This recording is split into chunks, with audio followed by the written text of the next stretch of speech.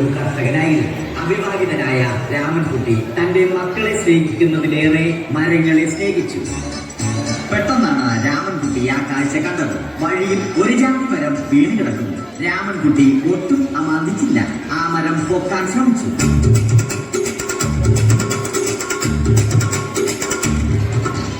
നടക്കുന്നില്ല.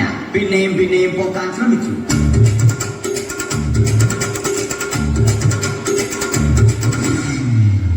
നടക്കുന്നില്ല. രാമൻകുട്ടി വഴിയെ പോയവരെ എല്ലാവരെയും സഹായത്തിന് വിളിച്ചു.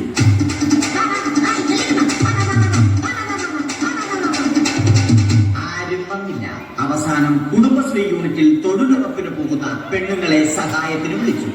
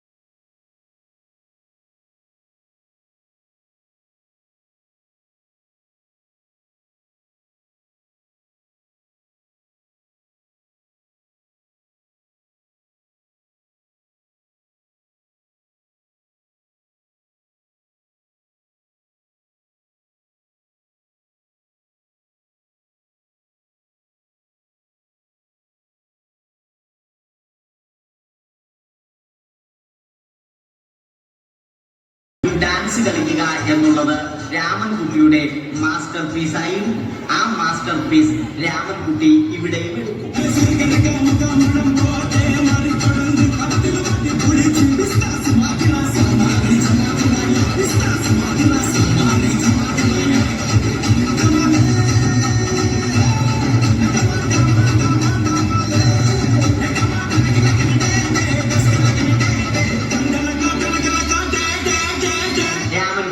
ദൈവത്തോടായി പ്രാർത്ഥിച്ചു. നിങ്ങൾ എനിക്ക് ആയുസ്സും ആരോഗ്യവും തരും. ഞാൻ മരങ്ങളെ സംരക്ഷിച്ചു കൊള്ളാം. കാരണം മരം ഒരു വരമാണ്. അവന്റെ പ്രാർത്ഥന ദൈവം കേട്ടു. ആ മാവിൽ നിന്നും വീണ തേങ്ങ രാമൻകുട്ടി ഓങ്ങാതെ ഇരുന്നു തിന്നു. അപ്പോഴാണ് രാമൻകുട്ടി മറ്റൊരു കാഴ്ച കണ്ടത്.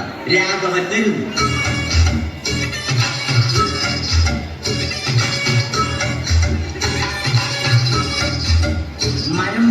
ഹോബിയാക്കിയ, അതിലുപരി ജോലിയാക്കിയ രാഘവൻ മരങ്ങളുടെ ശത്രുവൻ.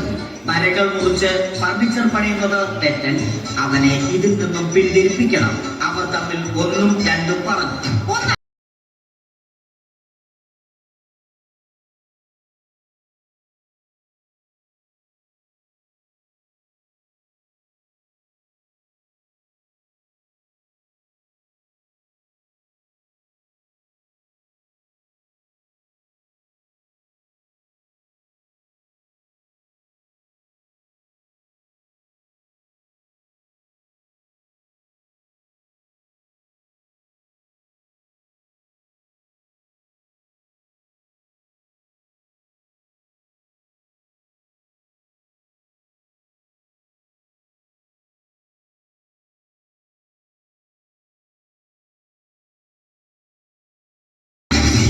ഇന്നത്തെ പണി കഴിഞ്ഞ രാഘവൻ സംതൃപ്തിയോടെ വീട്ടിലേക്ക് മടങ്ങി.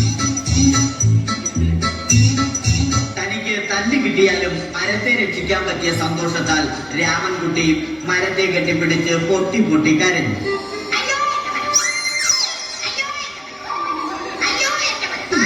കാരണം മരം ഒരു വരമാണ്. കെട്ടിപ്പിടിക്കൽ ഏറ്റുവാങ്ങിയ മരം നാണം കൊണ്ട് ചില്ലകൾ താഴ്ത്തി.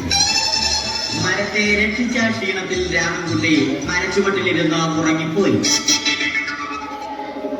പെട്ടെന്നാണ് അത് സംഭവിച്ചത്. പ്രകൃതി അതിന്റെ തനി ഗുണം കാണിച്ചു തുടങ്ങി. മഴയും കാറ്റും ഇടിയും വന്നു. അതോടൊപ്പം കോളും വന്നു. കോളെടുത്ത് രാമൻകുട്ടി പറഞ്ഞു. കോൾ കട്ടായി. രാമൻകുട്ടി ദൈവത്തോടായി പറഞ്ഞു. കാറ്റും മഴയും അതൊന്നും ചെവിക്കൊണ്ടില്ല. രാമൻകുട്ടിയുടെ മരം ആടി ഉലഞ്ഞു.